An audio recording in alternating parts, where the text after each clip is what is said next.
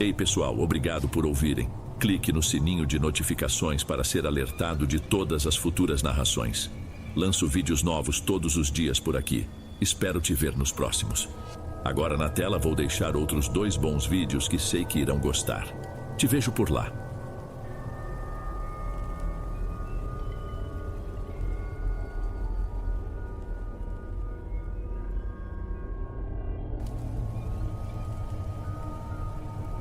Antes de irmos para o próximo relato, se você é novo por aqui, não se esqueça de se inscrever no canal e ativar o sininho para receber as próximas histórias. Sua presença é importante e seu apoio é essencial. Bem, vamos continuar.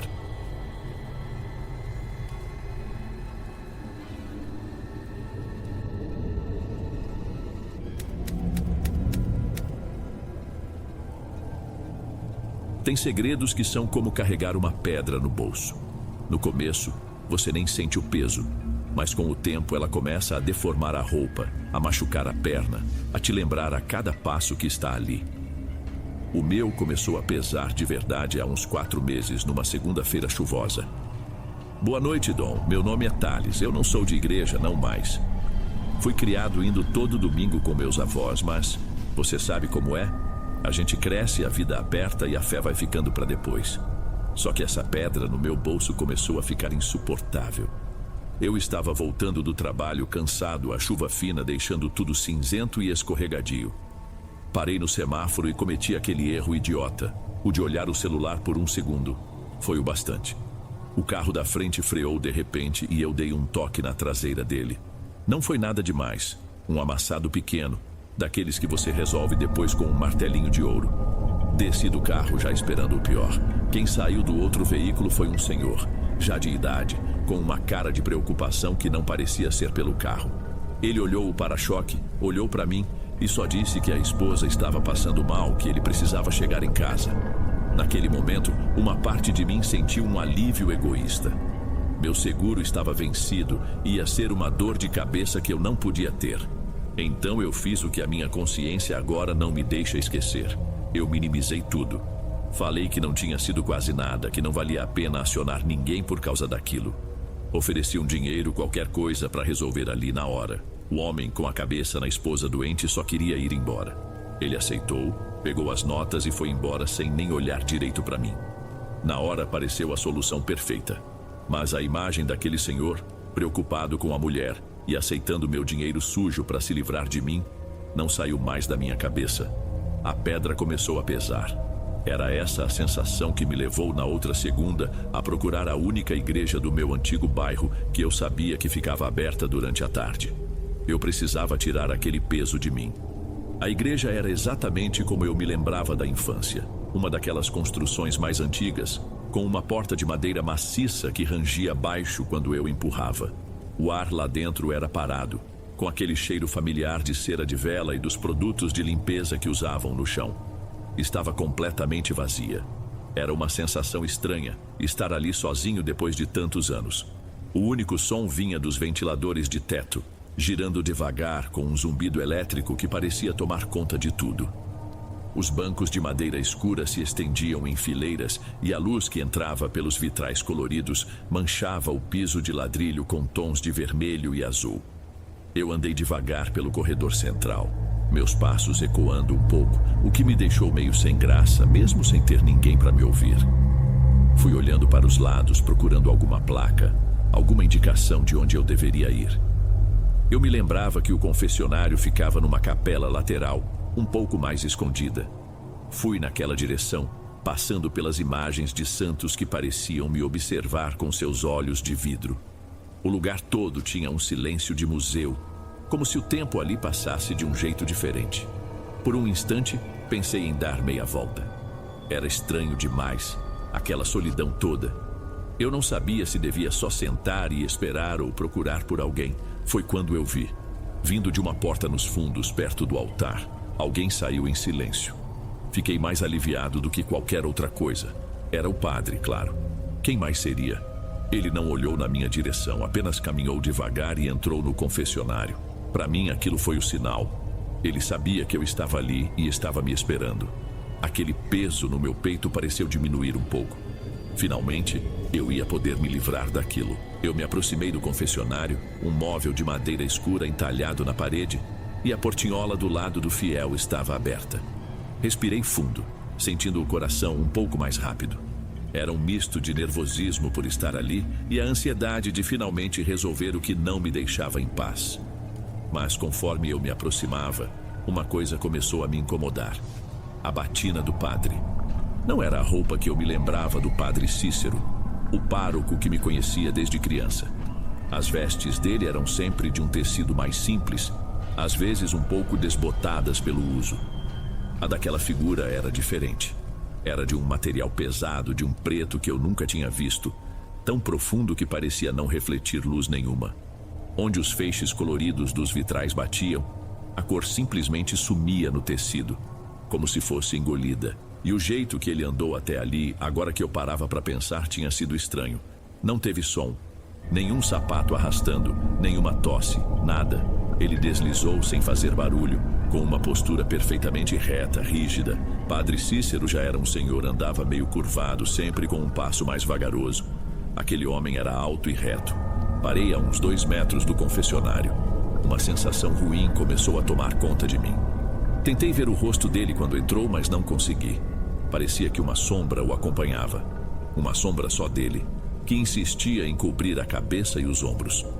Eu me disse que era a iluminação da igreja, que era coisa da minha cabeça por causa do lugar.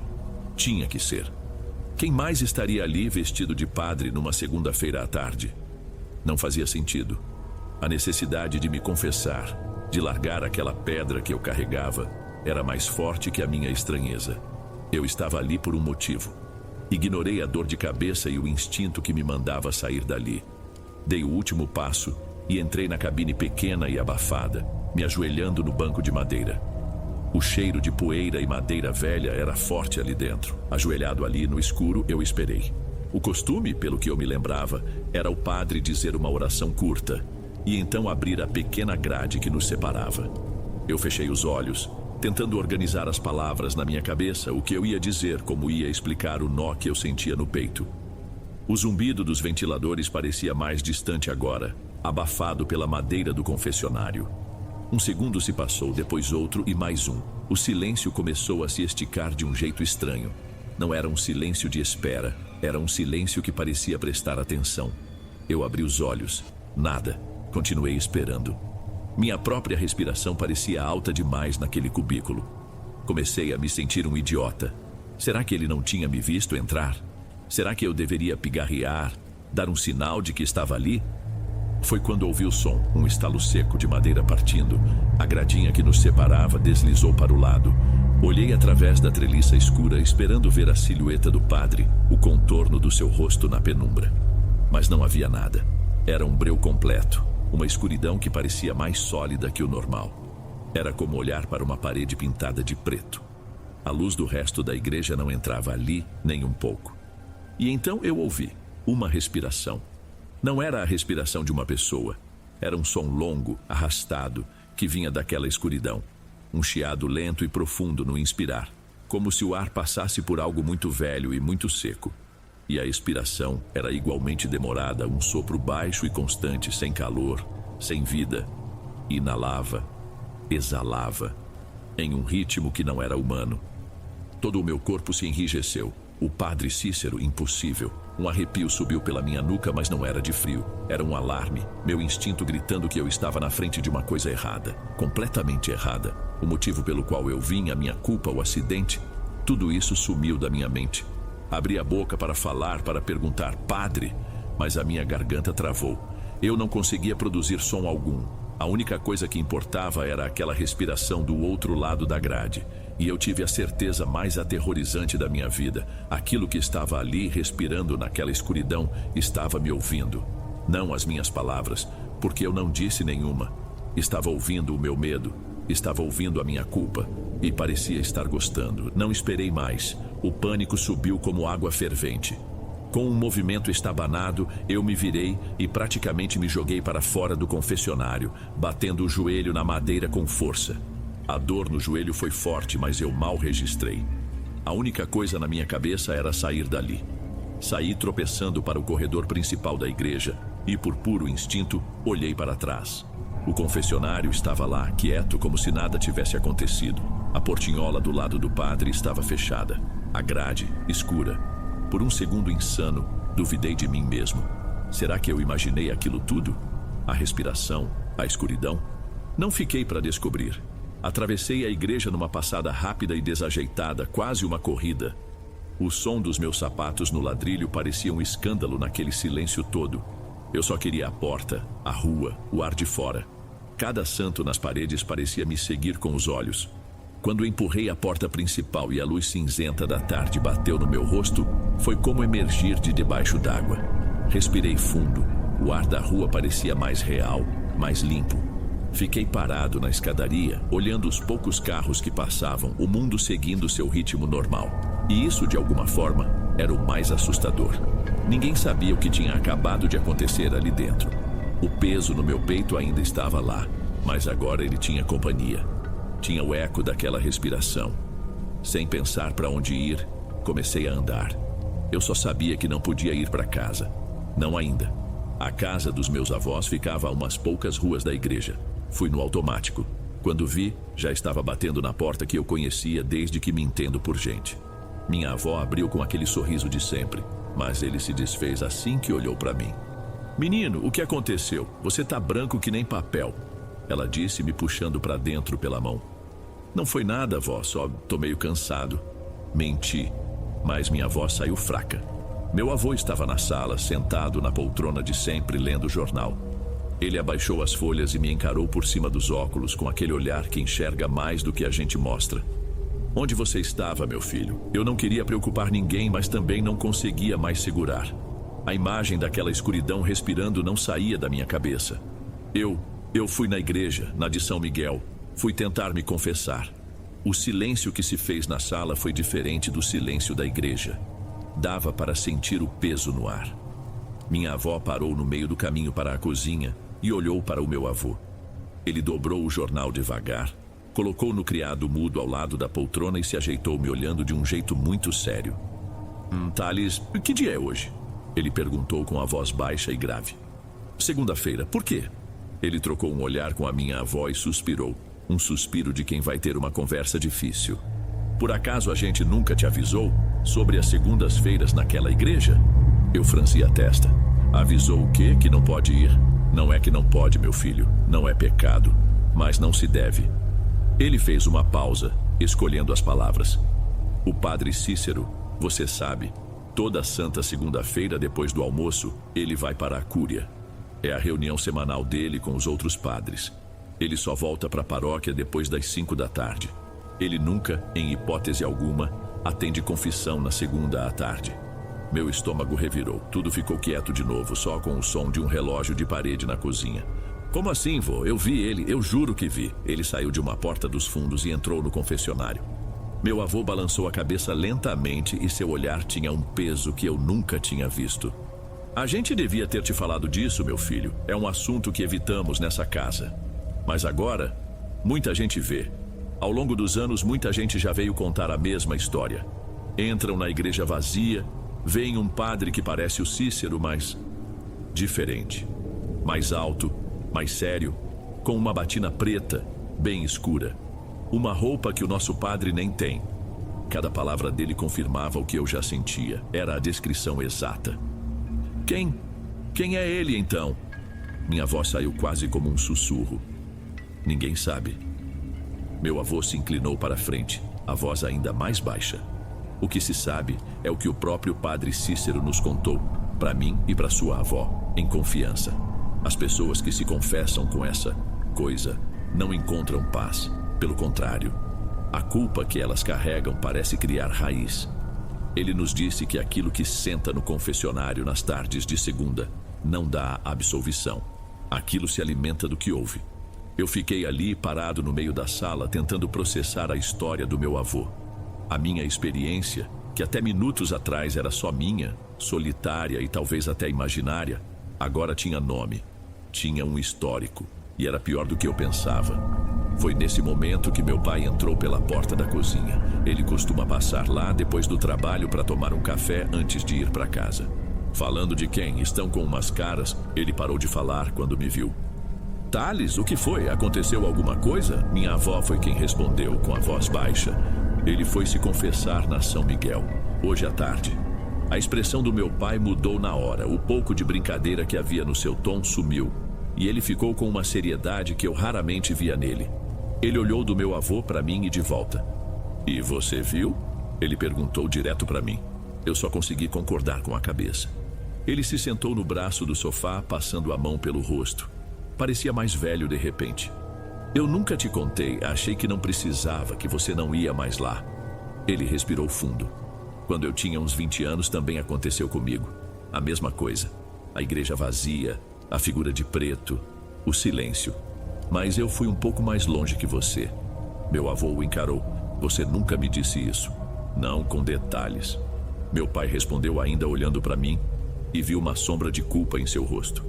Eu deveria ter te contado, filho. A gente nunca pensa... Enfim, eu entrei no confessionário e comecei a falar. Eu disse as primeiras palavras: abençoe-me, padre, pois eu pequei. Mas eu parei no meio da frase, porque do outro lado eu ouvi um barulho. Ele fez uma pausa e eu prendi a respiração. Não era uma voz, era um som de unha arranhando a madeira da grade por dentro, bem devagar. Um ruído seco que não parava. Foi o som mais errado que eu já ouvi na vida. Naquele segundo eu soube que não era o padre Cícero. Soube que não era nenhuma pessoa. Me levantei e saí correndo de lá sem olhar para trás.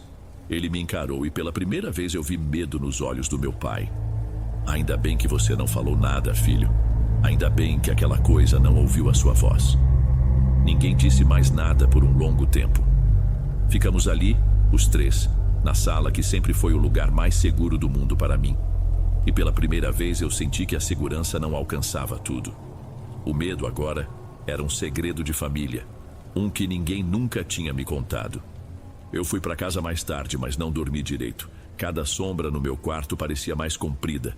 Cada barulho da rua parecia um passo no corredor. A pedra que eu carregava no bolso, a culpa pelo acidente, eu não consegui largar. Pelo contrário, ela parece mais pesada do que nunca. O problema é que agora eu sinto que ela não é só minha. Eu não voltei mais àquela igreja e nem a nenhuma outra. Hoje, quando passo de carro por qualquer uma, desvio o olhar, com medo de ver uma porta entreaberta no meio da tarde. No lugar da vontade de confessar, de pedir perdão, agora tenho um medo que me paralisa. O alívio que eu busquei se transformou nisso. Às vezes, quando está tudo quieto à noite, e eu me lembro do rosto daquele senhor, preocupado com a esposa, eu tenho a impressão de ouvir um som. É quase nada, um sopro baixo como o de uma respiração lenta e arrastada, bem no limite da minha audição. Eu sei que não tem ninguém ali, mas a sensação que fica é a de que minha culpa foi ouvida, sim. Ela não foi perdoada, ela foi registrada. Aquela coisa no confessionário não precisou da minha voz. Ela ouviu minha intenção, sentiu minha culpa e se agarrou a ela. Aquele meu pequeno ato de desonestidade, a mentira que eu contei para me livrar de um problema, abriu uma porta que eu não sei como fechar. A pedra continua no meu bolso, mas agora eu sinto que ela não pertence só a mim. Ela tem um dono, e ele está apenas esperando em silêncio.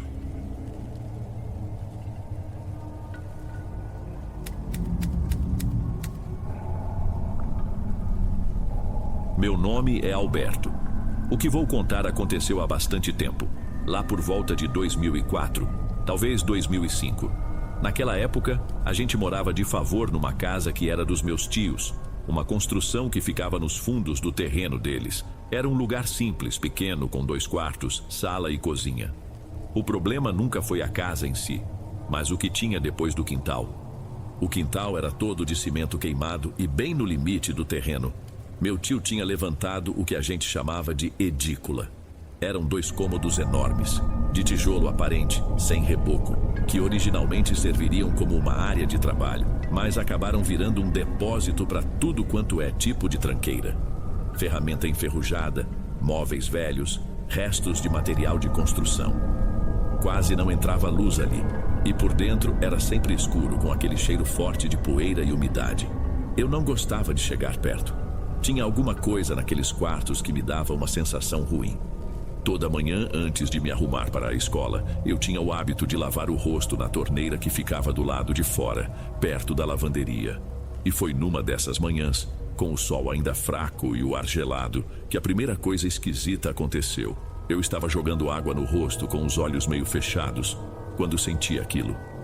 Aquela sensação que não tem como explicar, de ter alguém te olhando fixo. Parei na mesma hora com o rosto ainda molhado e olhei devagar na direção da edícula. A porta de um dos cômodos estava entreaberta e no vão escuro eu notei uma mancha. Uma forma que era mais escura que o próprio escuro lá de dentro. O primeiro pensamento que me veio foi: um cachorro. Parecia um cachorro muito grande, sentado, me observando em silêncio.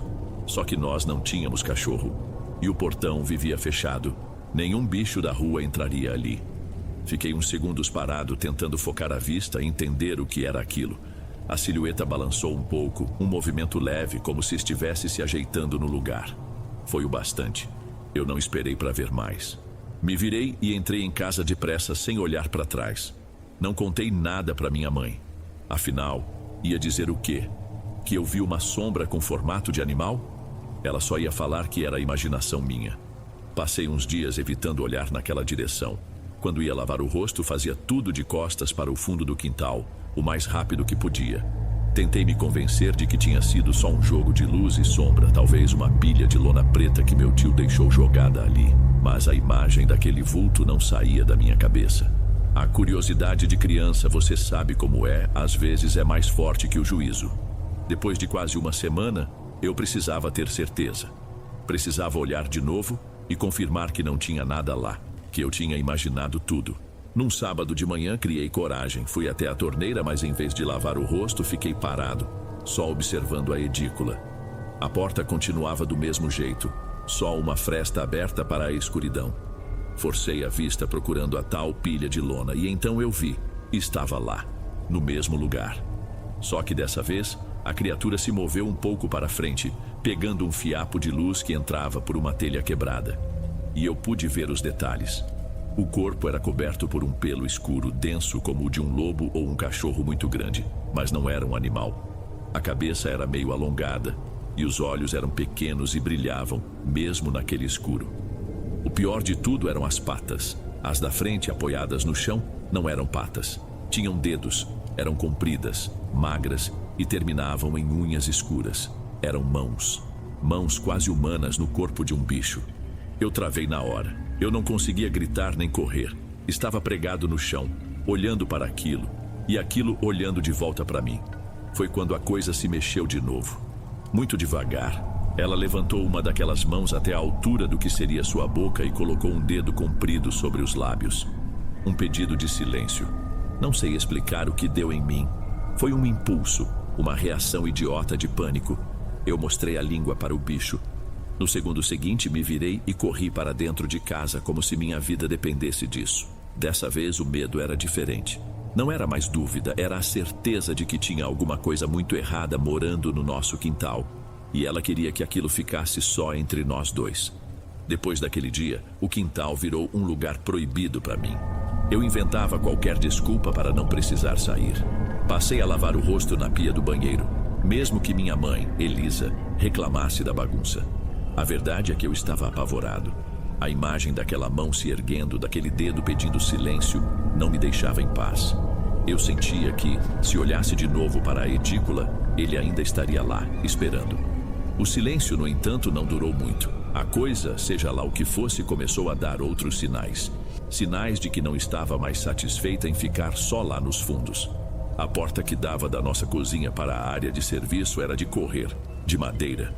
Era velha e pesada, e as roldanas no trilho faziam um barulho tremendo sempre que alguém a abria ou fechava. Era um som que a gente conhecia de cor. Numa noite, meu pai, Silas, ainda não tinha chegado do trabalho. Estávamos só eu e minha mãe na sala, vendo televisão. Do nada, nós dois ouvimos aquele som que a gente conhecia bem da porta correndo no trilho e batendo com força no final. Minha mãe me olhou assustada, meu estômago revirou. Nós dois sabíamos que não tinha mais ninguém em casa. Foi o vento, filho, ela disse, mais para se convencer do que para me acalmar. Mas não tinha vento nenhum naquela noite. Eu sabia o que tinha sido. Tinha saído do quintal. O pior foi umas 2 semanas depois. Já era madrugada, todos nós estávamos dormindo. Acordamos num pulo com um barulho vindo da cozinha. Não era um barulho qualquer. Era um estrondo, uma barulheira de louça quebrando. Parecia que alguém tinha aberto a porta do armário e varrido tudo para o chão. Pratos, copos, tudo se espatifando contra os azulejos. Meu pai levantou na mesma hora. Eu lembro dele pegando um cabo de vassoura que ficava atrás da porta do quarto antes de ir na frente. Minha mãe me segurava, pedindo para eu ficar quieto. O barulho parou tão de repente quanto começou. Meu pai chegou na cozinha, a gente ouviu o clique do interruptor e um silêncio total. Ué, foi só o que ele disse, a voz confusa. Fomos até lá. A luz estava acesa e não havia um caco de vidro no chão. Os pratos estavam empilhados no escorredor, secos. Os copos alinhados no armário. Estava tudo no lugar, como se nada tivesse acontecido. Meus pais ficaram se olhando sem entender. Acharam que o som devia ter vindo da rua ou da casa do vizinho. Eu não disse nada. Eu sabia que não tinha vindo de fora. O som veio de dentro. E cada vez mais, eu tinha a certeza de que só eu entendia o que estava realmente acontecendo. Alguns meses se passaram e as coisas deram uma acalmada. Sem barulhos, sem vultos.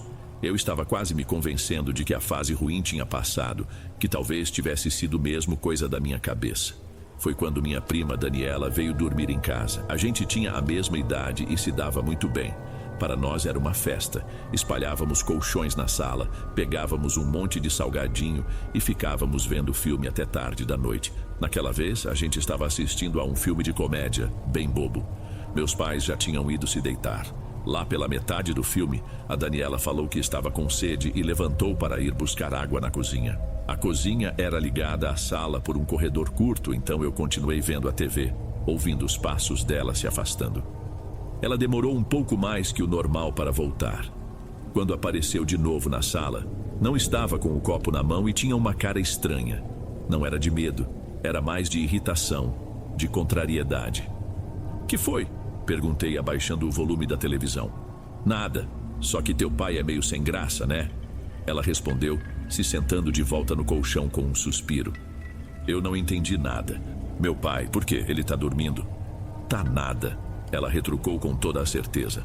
Eu fui pegar água e vi ele lá fora, pela janela da cozinha. Tava no quintal, no escuro, com a luz da cozinha pegando ele de lado. Dava para ver que era a mesma camisa do jantar. Meu coração deu uma batida mais forte. A janela da cozinha dava exatamente para o caminho que ligava a casa à edícula. O que ele estava fazendo? Minha voz saiu mais baixa do que eu queria. Sei lá. Ficou me encarando e fazendo umas caretas, uns gestos com a mão. Coisa de gente boba. Achei que ele ia tentar me dar um susto, mas ficou só lá, parado. Aí eu perdi a sede e voltei. Naquele momento eu soube. Soube que não era o meu pai. O Silas nunca faria uma coisa daquelas. Daniela, meu pai já estava deitado quando a gente começou a ver o filme. Eu disse, muito sério. "Impossível, Alberto, eu vi. Era ela com a mesma camisa que ele estava usando no jantar." Ficamos nos encarando em silêncio por um instante. O som da comédia na TV parecia vir de outro mundo. Bem na hora, a porta do quarto dos meus pais se abriu e minha mãe saiu, meio sonolenta. "Vocês dois ainda acordados? Falem mais baixo, senão vão acordar o pai de vocês." Foi a chance que eu precisava. "Mãe, o pai tá aí com você?" perguntei, tentando parecer casual. Ela olhou para mim como se eu fosse maluco. "Claro que tá, Alberto. Tá no quinto sono, roncando feito um motor velho." "Por quê?" Eu não respondi. Apenas olhei para a Daniela. A cara de irritação dela foi sumindo. Deu lugar à confusão e logo depois ao medo. Um medo que eu conhecia muito bem. Ela entendeu, sem que eu precisasse dizer uma única palavra, que o homem que ela viu lá fora no escuro do nosso quintal não era o meu pai. A noite de filmes tinha acabado ali. Nem preciso dizer que ninguém mais pensou em filme ou salgadinho. O clima na sala ficou pesado. O medo agora era dos dois. Ficar ali, perto da cozinha e da porta do quintal, parecia a pior ideia do mundo. Depois de uns minutos em silêncio, sem coragem de se mexer, a Daniela me cutucou. "Alberto, eu não vou dormir aqui", ela sussurrou e a voz dela estava trêmula. Eu também não, respondi na mesma hora. A única solução que conseguimos pensar foi a mais infantil e óbvia de todas: correr para o quarto dos meus pais. Juntamos nossos cobertores e travesseiros e batemos na porta deles. Meu pai atendeu, com uma cara de sono e pouquíssimos amigos. Inventamos uma desculpa qualquer. Dissemos que o filme era de terror e que a gente tinha ficado com medo. Ele resmungou, mas minha mãe, lá de dentro, mandou ele nos deixar entrar. Acabamos no chão, nos nossos colchões, espremidos entre a cama deles e a parede. Com a porta fechada e os dois ali, eu respirei aliviado. Ali, naquele quarto, nada de ruim podia entrar. Era o lugar mais seguro do mundo.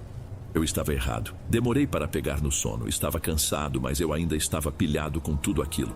Fiquei deitado de lado, olhando para a porta do quarto, para a fresta de luz que entrava por baixo dela. A respiração pesada do meu pai roncando era o único som. Foi nesse quase silêncio que eu vi. Não foi um vulto rápido, foi uma coisa lenta. A fresta de luz debaixo da porta foi interrompida, como se alguém tivesse parado do outro lado. E então, uma mancha escura começou a entrar por baixo da porta como fumaça preta ou um líquido denso. Ela se arrastou pelo chão sem fazer barulho e começou a se juntar no canto do quarto. A mancha foi crescendo, juntando o corpo, subindo pela parede até ganhar altura. Em segundos, aquilo se tornou uma figura alta e magra, feita só de escuridão, mais preta que qualquer sombra. Eu não conseguia respirar. Virei a cabeça devagar na direção da Daniela. Os olhos dela estavam arregalados, fixos no mesmo ponto que os meus. Ela também estava vendo. Daniela. Minha voz foi um fiapo. Ela só fez que sim com a cabeça, um movimento curto de puro medo. A figura deu um passo para dentro do quarto, um passo silencioso que não fez nem o assoalho de madeira ranger. Ela caminhou até o lado da cama dos meus pais e ficou ali, parada, observando eles dormirem, por um tempão que não acabava mais. Depois, a cabeça da sombra se virou lentamente na nossa direção. Não havia rosto, nem olhos, mas eu senti seu foco em nós. Ela sabia que estávamos ali, acordados, e começou a vir para o nosso lado. Aquilo foi o meu limite. A imagem daquela coisa se aproximando para nos observar ali, no quarto dos meus pais, quebrou alguma coisa dentro de mim. O grito que eu dei não foi nem voluntário. Foi um som rasgado, um grito de bicho. Eu me joguei do colchão e escalei a cama dos meus pais, me enfiando debaixo das cobertas deles. "O que é isso, menino? Ficou maluco?" Meu pai gritou, acordando no susto. Minha mãe acendeu a luz do abajur e o quarto se encheu de uma luz amarelada. Eu espiei por cima do edredom. Não havia nada lá. A sombra tinha sumido. Meus pais só viam a mim, tremendo, e a Daniela, encolhida no colchão dela, chorando baixinho. "Foi aquele filme, Silas. Eu falei para não deixar", minha mãe disse, me abraçando. Eles não tinham visto. Para eles era só um pesadelo. Mas nós dois sabíamos a verdade. O lugar mais seguro da casa tinha sido invadido. A confusão no quarto durou um bom tempo. Meu pai, Silas, acendeu a luz principal, andou por todo o cômodo, olhou debaixo da cama, abriu o guarda-roupa. Obviamente não encontrou nada. Para ele, a lógica era simples. Um pesadelo. Um pesadelo muito real que contagiou nós dois. Fomos bombardeados com perguntas, sermões sobre filmes e a promessa de que no dia seguinte não teria televisão para ninguém. No fim, meu pai teve uma ideia que na cabeça dele resolveria tudo. "É o canto do quarto que está assustando eles", ele declarou. "Vamos trocar os colchões de lugar." E assim, no meio da madrugada, ele e minha mãe arrastaram nossos colchões para o outro lado do quarto, encostando-os na parede oposta, bem ao lado da porta. A lógica era que ali a gente não ficaria olhando para o canto escuro. Era uma solução de adulto para um problema que eles não entendiam. Para mim e para a Daniela, só significava que agora estávamos mais perto da porta por onde a coisa tinha entrado. As luzes se apagaram de novo. O silêncio que se instalou era 1000 vezes pior que o anterior. Agora, o escuro do quarto parecia vivo. Eu fechei os olhos com toda a força que eu tinha, como se não ver fosse o mesmo que não ser visto. Eu só queria que o sol nascesse. Repetia isso na minha cabeça como um mantra. A Daniela, ao meu lado, estava tão quieta que parecia nem respirar. Eu não sei quanto tempo se passou. Comecei a sentir o cansaço me vencer, meu corpo relaxando contra a minha vontade. Estava naquele estado, entre a vigília e o sono, quando senti uma pressão no meu braço, logo acima do cotovelo. Um aperto. Meu primeiro pensamento, quase dormindo, foi que era a Daniela. Pensei que ela tinha se virado e me agarrado, assustada. Me virei de lado, pronto para falar para ela ficar calma. Mas não era ela. A Daniela estava encolhida do outro lado do colchão, de costas para mim, um montinho de coberta imóvel. E o aperto no meu braço continuava. Aumentava. Era firme, forte e gelado. Um frio estranho. Um frio que não vinha do ar. Como se o que me segurava não tivesse calor, não tivesse vida. Congelei, não precisei ver. Eu senti os dedos compridos envolvendo meu braço. Eu sabia o que era. A mesma mão que eu vi se erguer na edícula, a mesma que fez o sinal de silêncio, agora estava me segurando, me puxando devagar para a beirada do colchão, para o chão escuro do quarto. O grito que eu dei dessa vez foi diferente. Não era mais surpresa, era só pavor. Eu me debati, me sacudi com toda a força, tentando me soltar daquele aperto invisível. "Me solta, tira a mão de mim!" Eu berrava, já sem controle nenhum. A luz do abajur se acendeu de novo. E no mesmo instante o aperto sumiu. Meu braço ficou livre, mas a pele onde os dedos me tocaram ardia, formigava, como se ainda estivesse lá. Na manhã seguinte, 5 manchas arroxeadas e fracas tinham aparecido no lugar, no formato exato de dedos longos, como um hematoma deixado por uma mão gelada. Meu pai pulou da cama, mas dessa vez ele não parecia bravo. Ele parecia realmente preocupado. O meu estado era outro. Eu não estava só assustado. Eu estava em pânico absoluto. Ninguém disse mais nada, não teve sermão, não teve pergunta. Minha mãe simplesmente levantou o edredom dela. "Vem, Alberto, deita aqui." Naquela noite eu dormi espremido entre os meus pais. Foi o único jeito. A linha do medo tinha sido cruzada. A coisa do nosso quintal não queria só assustar. Ela podia tocar. Depois daquela noite as coisas nunca mais foram as mesmas, mas curiosamente ficaram mais quietas. A Daniela nunca mais dormiu lá em casa. E eu não precisei mais ser puxado ou ver sombras no quarto para saber que não estávamos sozinhos. A presença era uma constante, um peso no ar que só eu parecia sentir. Pouco mais de 1 ano depois, meu pai conseguiu um financiamento, comprou um terreno em outro bairro e nós finalmente nos mudamos daquela casa dos fundos. Eu nunca mais pisei lá. Os anos passaram, eu cresci e aquelas memórias ficaram guardadas num canto da minha cabeça. Viraram uma história de terror particular, um trauma que eu não dividia com ninguém. Eu achava que era a história de uma casa mal assombrada. Só muitos anos depois, já adulto, que eu fui descobrir que o problema nunca foi a casa. A revelação veio numa tarde de domingo na casa da minha avó paterna. A gente estava conversando na varanda, falando de coisas antigas, de gente que já se foi. E não sei como, o assunto chegou no meu avô, Geraldo, que eu nunca conheci. "Seu avô, que Deus o tenha, era um homem bom, de coração grande." Minha avó começou, balançando na cadeira dela. Mas era teimoso e tinha a boca maior que o juízo. Não tinha medo de nada, ou pelo menos gostava de dizer que não tinha. Ela me contou que ele trabalhou por anos numa padaria antiga, que virava à noite preparando os pães para o dia seguinte. O lugar tinha um poço velho no jardim dos fundos, sem nenhuma iluminação. Os outros padeiros morriam de medo de ir buscar água lá de noite. Diziam que às vezes dava para ouvir um som estranho vindo do breu, perto das pedras do poço. Um som de cuspe, como se alguém estivesse cuspindo no chão, com nojo. Meu avô ria deles, chamava de um bando de medrosos. Até que uma noite ele mesmo foi buscar um balde d'água e voltou pálido, sem dizer uma palavra. Nunca mais debochou dos colegas. Mas a teimosia dele falou mais alto em outra ocasião. Ela continuou, a voz mais baixa. Foi depois que eles perderam a primeira filha, minha tia, ainda bebê. Meu avô, afogado em tristeza, foi beber num boteco com chão de terra batida. Começou a conversar com um senhor que estava por lá, e no meio da bebida, desandou a falar do diabo. Dizia que não acreditava, que era história para boi dormir. Começou a desafiar em voz alta. "Se tu existe, aparece! Mostra tua cara!" O outro homem, já assustado, pedia para ele ter cuidado com o que chamava. Minha avó parou por um instante olhando para o nada.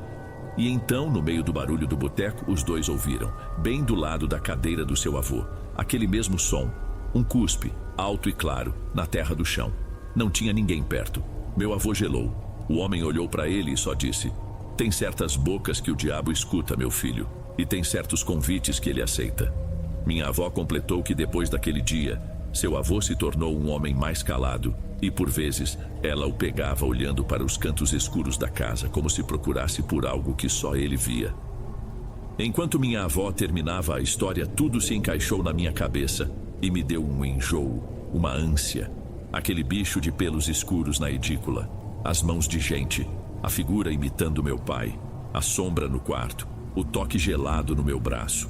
Não era um fantasma preso àquela casa. Era alguma coisa que meu avô tinha chamado, provocado, convidado para perto. E que, de algum jeito, tinha ficado com a nossa família. A casa não era assombrada, nós éramos. Aquela conversa com a minha avó mudou tudo. Ela me deu a peça que faltava, a única que fazia aquela sequência de horrores da minha infância ter algum sentido. De repente, não era mais sobre uma casa com um quintal estranho.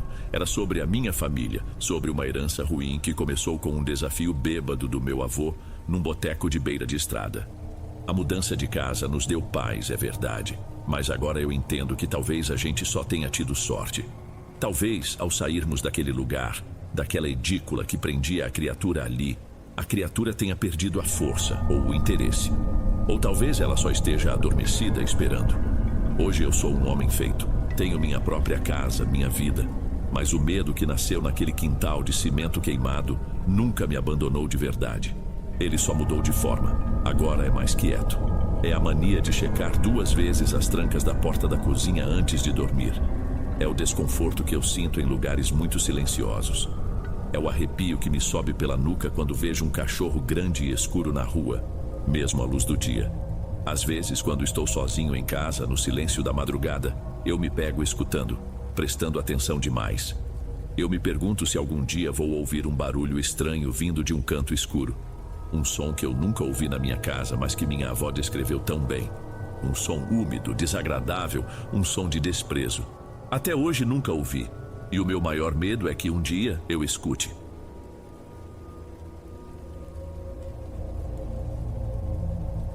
Antes de irmos para o último relato, se ainda estiver por aqui, comente o horário que está assistindo. Gosto de saber quem assiste os relatos até o final. Bem, vamos continuar.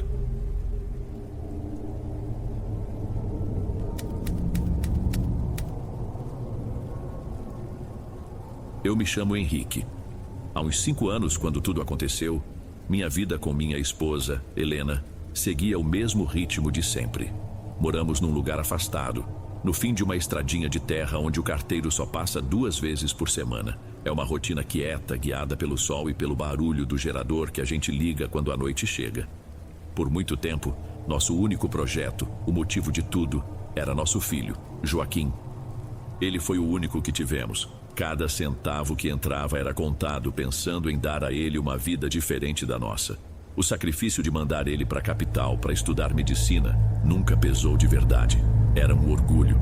E como não tínhamos telefone, cada carta que chegava era uma festa. Helena sempre lia para mim. A voz dela deixava as notícias ainda melhores. Naquela semana recebemos a última. Lembro dela sentada na cadeira da cozinha, a folha de papel tremendo um pouco na mão. Joaquim tinha se formado. Doutor Joaquim. Contava que, com a ajuda de uns colegas, já estava montando um consultório pequeno. E então veio a parte que fez Helena chorar de verdade. Ele ia se casar com uma moça chamada Tainara, e mais em poucos meses, nós 2 seríamos avós. No fim da carta, ele pedia para não irmos buscar ele na rodoviária. Vou chegar de surpresa na sexta-feira, dia 17, ele escreveu. Quero ver a cara de vocês. Preparem aquele frango com quiabo que só a mãe sabe fazer. Helena encostou a cabeça no meu ombro. O choro agora era só um soluço baixo de alegria. Você ouviu, Henrique? Avós, nós vamos ser avós. Eu passei o braço por cima dela, olhando o pasto vazio lá fora, e senti um calor no peito que há muito não sentia. Eu ouvi, minha velha. Nosso menino conseguiu. Aquela semana passou como um sonho. A gente nunca tinha sido tão feliz. A sexta-feira, dia 17, amanheceu clara. Helena acordou antes do sol. Parecia que tinha 20 anos de novo. Passou o dia limpando o que já estava limpo, arrumando a cama no quarto de Joaquim com os melhores lençóis e cantarolando na cozinha enquanto o cheiro do frango com quiabo tomava conta da casa. Eu ajeitei a porteira que estava com um pino solto e fiquei mais do lado de fora. só para ser o primeiro a ver o carro que o traria da rodoviária. O almoço virou janta, o sol baixou tingindo o céu de laranja e a primeira pontada de preocupação apareceu. O último ônibus da capital costumava chegar no final da tarde. Mesmo com um atraso, ele já deveria estar por aqui. As horas foram se arrastando. O gerador ligado fazia seu barulho de sempre, mas naquela noite parecia mais alto, mais solitário. Helena já não conseguia ficar sentada. Ia até a janela, olhava para a escuridão lá fora e voltava. A comida, coberta por um pano de prato, esfriava em cima do fogão a lenha. Será que aconteceu alguma coisa, Henrique? Ela perguntou pela terceira vez, a voz já sem o brilho da manhã. É uma viagem longa, mulher, sabe como é essa estrada. Qualquer coisinha e o trânsito para por horas.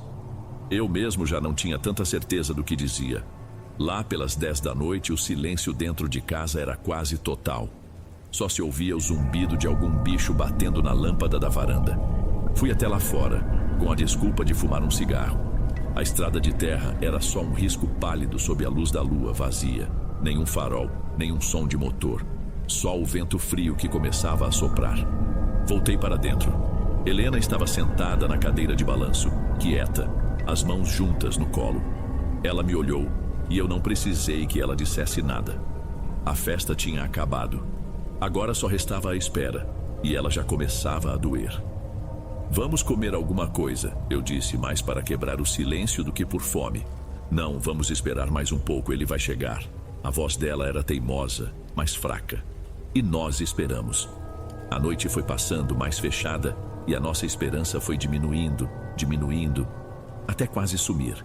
Já passava da meia-noite. Helena tinha adormecido na cadeira de balanço, o rosto marcado pela preocupação. Eu apaguei o cigarro e decidi que era hora de acabar com aquilo. Ia acordá-la, dizer que pela manhã eu iria até a cidade ver o que tinha acontecido. Não adiantava mais se torturar. Foi quando ouvi, não foi uma batida forte. Foram 3 toques na porta da frente, abafados, como se a pessoa estivesse com a mão mole. Olhei para Helena, mas ela não se mexeu.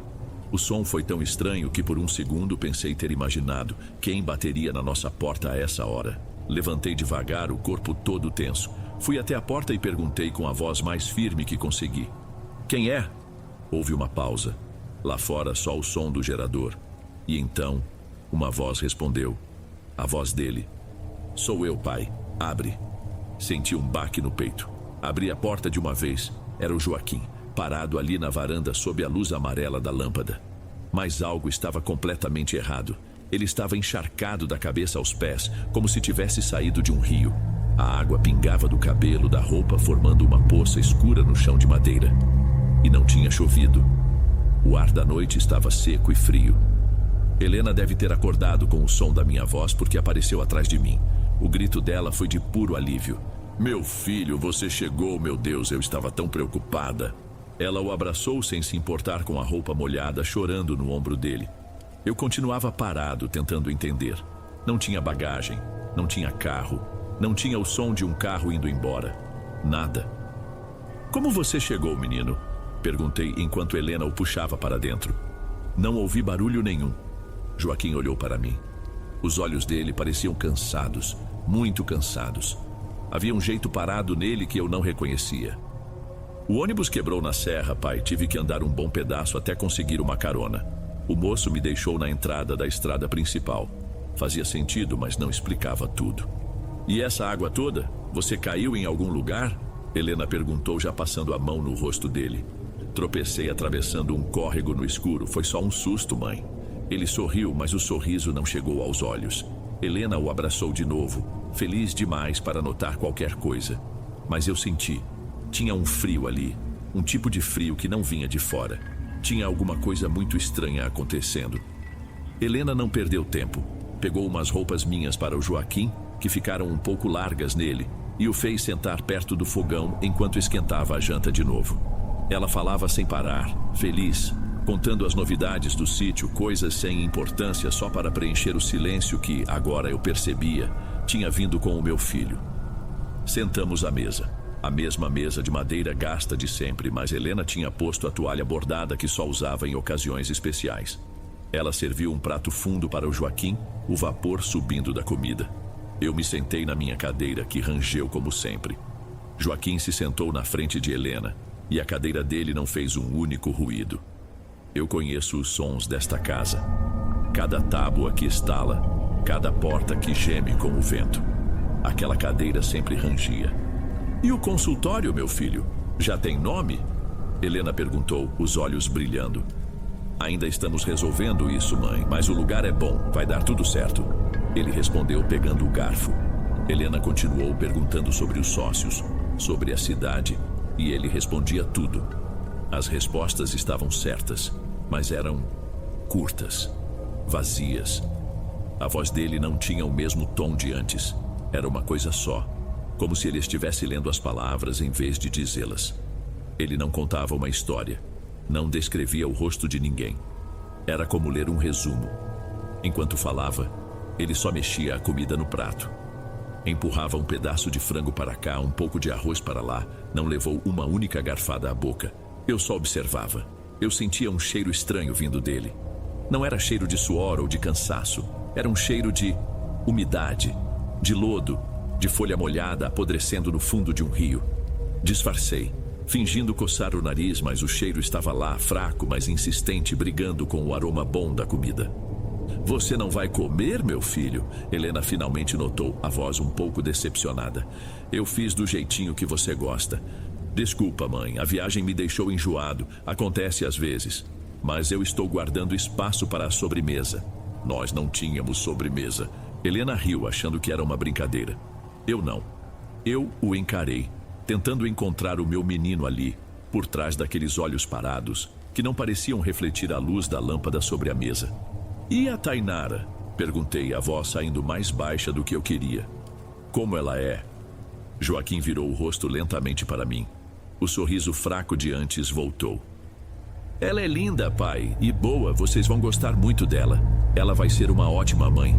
As palavras eram perfeitas, eram exatamente o que um pai quer ouvir. Mas a voz dele não tinha calor, não tinha o orgulho que eu esperava. Ele estava apenas recitando fatos.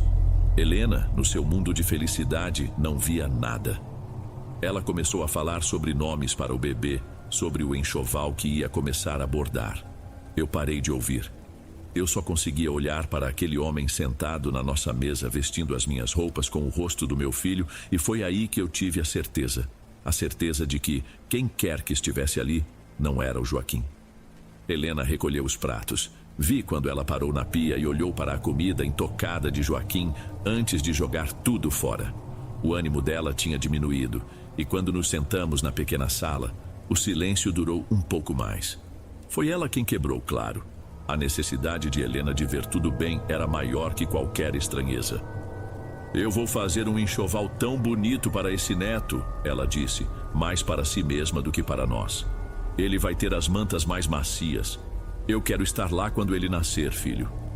Joaquim estava olhando para um ponto qualquer na parede de madeira.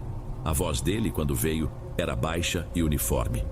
A senhora seria a melhor avó do mundo, mãe. Aquela palavra ficou no ar, seria. Helena parou de sorrir. Como assim seria? Que conversa é essa, Joaquim? Você está me assustando. Ele não olhou para ela. Em vez disso, seus olhos se fixaram em mim. O cansaço neles parecia algo antigo, profundo, vindo de um lugar que eu não podia nem imaginar. Eu só queria mais tempo, ele disse, e a voz era a de um homem velho. Tinha tanta coisa que eu queria fazer. Queria levar vocês para ver o mar. O pai sempre quis ver o mar.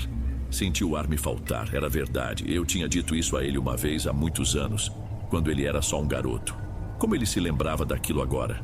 Filho, o que está acontecendo? A voz de Helena era um fio, já trêmulo. Nós vamos todos juntos quando o bebê nascer. Você, a Tainara, nós dois. Ele balançou a cabeça muito devagar. Pai, ele disse ainda olhando só para mim. Cuida da mãe, promete para mim. Eu não conseguia responder, minha garganta estava fechada. Aquilo não era uma conversa, era uma despedida, um último pedido. Aquele ser na minha frente estava se despedindo. E a pior parte, a parte que me arrepia de verdade até hoje, é que uma parte de mim já sabia. Desde que abri a porta, eu já sabia. Helena começou a chorar, um choro baixo, assustado. O sonho daquela noite tinha finalmente se quebrado em 1000 pedaços. Aquela coisa com o rosto do meu filho se levantou. O movimento foi lento, sem o jeito um pouco desajeitado que Joaquim sempre teve. Estou cansado, disse ele, a voz novamente sem emoção. A viagem foi longa, acho que já vou deitar. Helena, com o rosto molhado, só conseguiu balançar a cabeça em concordância. Ele foi até ela primeiro e se inclinou. Ela o agarrou, o abraçou com uma força desesperada, como se quisesse prendê-lo ali, forçá-lo a ser o filho dela de novo. Ele apenas ficou parado, recebendo o abraço sem retribuir. Depois ele se virou para mim.